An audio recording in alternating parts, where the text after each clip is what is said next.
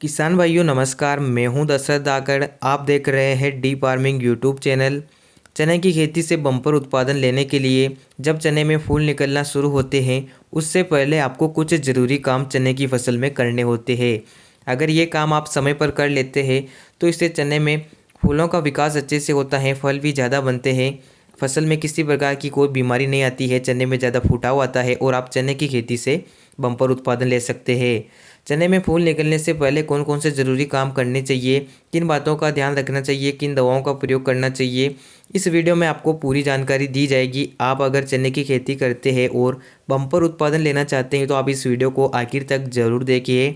Channel पर नए हो चैनल को सब्सक्राइब कर दीजिए, पास में घंटी के निशान को भी ज़रूर दबाइए जिससे हम आगे कोई नया वीडियो अपलोड करें तो नोटिफिकेशन के द्वारा आपको तुरंत वो वीडियो देखने को मिल सके। किसान भाइयों, चने में जब फूल निकलना शुरू होते हैं उससे पहले की जो स्टेज होती है वो सबसे महत्वपूर्ण स्टेज होती है।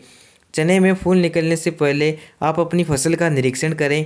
इस समय फसल में छोटी छोटी इल्लियों का प्रकोप काफ़ी ज़्यादा देखा जाता है, जिससे जब चने में फूल निकलना शुरू होते हैं उससे फूलों को भी इल्लियाँ काफ़ी ज़्यादा नुकसान पहुंचाती है और पौधे की ग्रोथ को भी रोक देती है और पौधे की पत्तियों को लगातार काटती रहती है।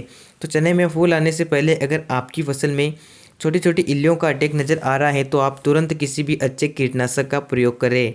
कीटनाशक के रूप में आप इमामेक्टिन बेंजोएट 100 ग्राम प्रति एकड़ की दर से चने की फसल में स्प्रे कर सकते हैं, जिससे चने की फसल में सभी इल्लियों को कंट्रोल किया जा सकता है।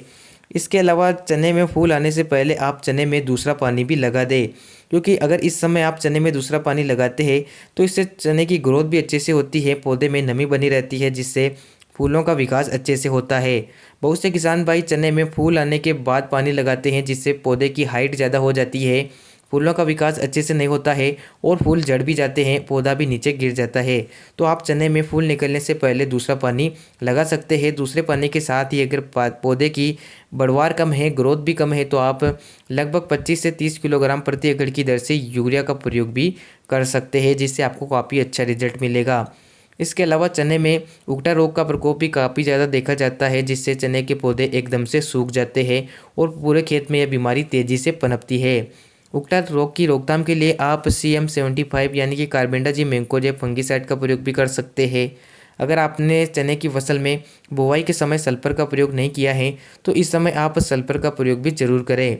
सल्फर एक प्रकार से फंगिसाइड का कार्य भी करता है, पौधे को पाले से भी बचाता है, साथ ही चने की ग्रोथ बढ़ाने का काम भी सल्फर करता है। मार्केट में सल्फर बेंटोनाइट जो दाल के रूप में आता है उसका 5 किलोग्राम प्रति एकड़ की दर से आप प्रयोग कर सकते हैं। इसके अलावा अगर आपके चने में फुटाव की समस्या है तो आप चने में टॉनिक का प्रयोग भी कर सकते हैं। टॉनिक के रूप में आप पोषक सुपर 250 ग्राम प्रति एकड़ की दर से चने की फसल में स्प्रे कर सकते हैं, जिससे आपको बहुत ही शानदार रिजल्ट मिलेगा। ये कुछ बातें हैं जो चने की फसल में फूल आने से पहले आपको ध्यान में रखनी होती है, जिससे आपको काफ़ी शानदार रिजल्ट मिलता है। चने की फसल में फूल भी अच्छे से आते हैं, गेटे भी ज़्यादा बनते हैं और आप चने की खेती से बम्पर उत्पादन ले सकते हैं। तो किसान भाइयों, ये थी छोटी सी जानकारी। अगर आपको वीडियो पसंद आया हो तो वीडियो को लाइक और अधिक से अधिक शेयर जरूर करें। धन्यवाद। जय किसान।